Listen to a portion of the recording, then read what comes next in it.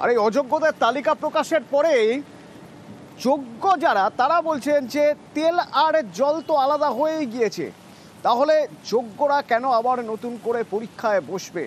আর তাদের পাশে দাঁড়িয়ে এই একই প্রশ্ন তুলছে বিজেপি।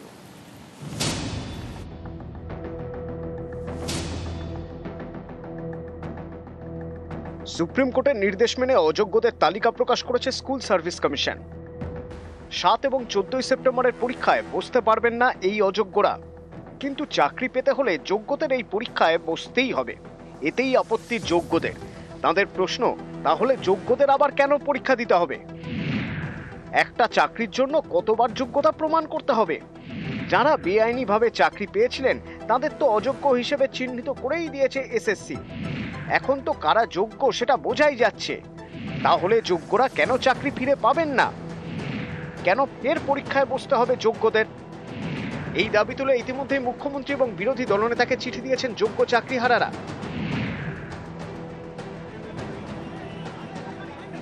সোমবার চাকরিহারারা বিধানসভায় গিয়ে দেখা করেন শুভেন্দু অধিকারীর সঙ্গে।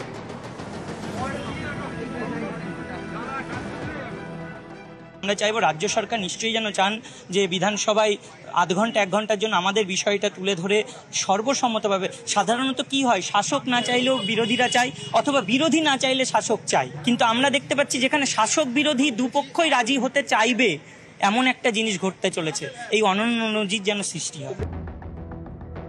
সুপ্রিম কোর্টের নির্দেশেই অযোগ্যদের তালিকা প্রকাশ করেছে এসএসসি।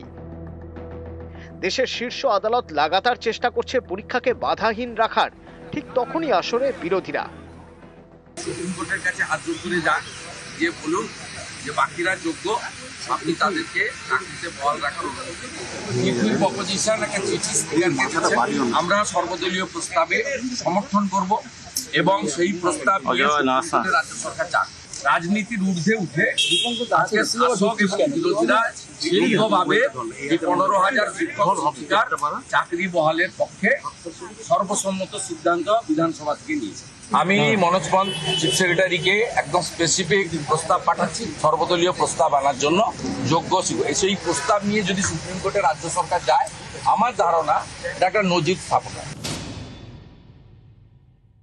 উনি কিসে সাপোর্ট করবেন তার জন্য তো সরকার বসে নেই। সরকারে যেটা করবে সেটা সরকার করবে। এই ব্যাপারটা বিচারাধীন।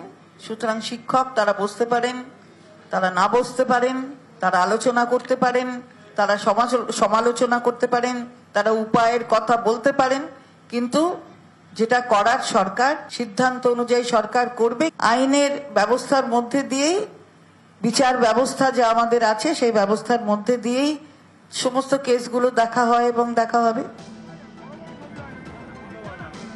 এই পরিস্থিতিতে অনেকেরই প্রশ্ন, ফের যেভাবে রাজনীতির হাওয়া গরম হচ্ছে তার জেরে ফের নিয়োগ প্রক্রিয়া ধাক্কা খাবে না তো? নিউজ 18 বাংলা।